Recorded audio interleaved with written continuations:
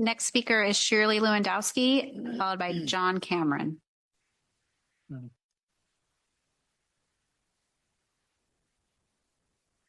Good evening, Mayor, council members, and staff. I'm Shirley Lewandowski, a longtime Dublin resident. You know, growing up, I used to hear many adults say, all politicians are bad and cannot be trusted. However, I held on to the belief that it can't be true because as an adult now, I know of politicians who are good, not bad, who stayed true to the promises and moral obligations they campaigned on. They put the concerns and interests of their constituents first in making policy decisions above special interests. I cannot say that about many members of this council.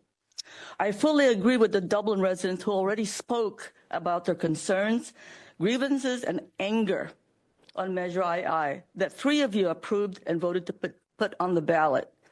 These residents stated real facts, justified reasons on how deceitful and disingenuous the title of this measure is to the Dublin residents, your constituents. I usually make public comments to you on the uncontrolled growth of our city with regards to housing, because developers rule this city and you allow it.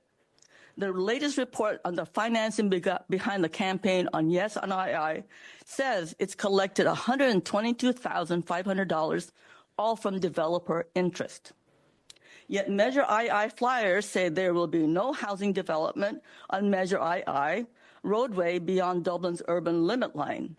It means to make you look good because you know thousands of Dublin residents are not in favor of unbridled build of more housing.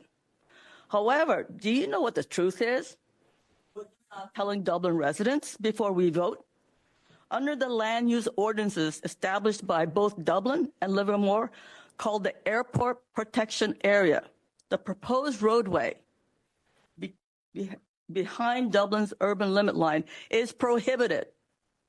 I repeat with a capital P, prohibited from any residential and commercial housing development. So when Measure II says no housing, you are actually prohibited by law from building any housing.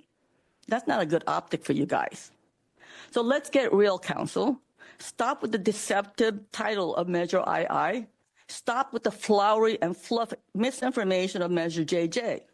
Stop with the lying to the Dublin residents. Residents are smart. We can see through the smoke and mirrors.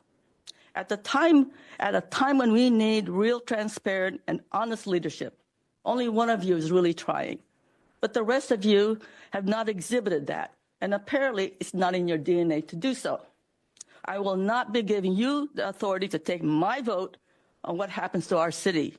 I will be voting firmly no on II and JJ.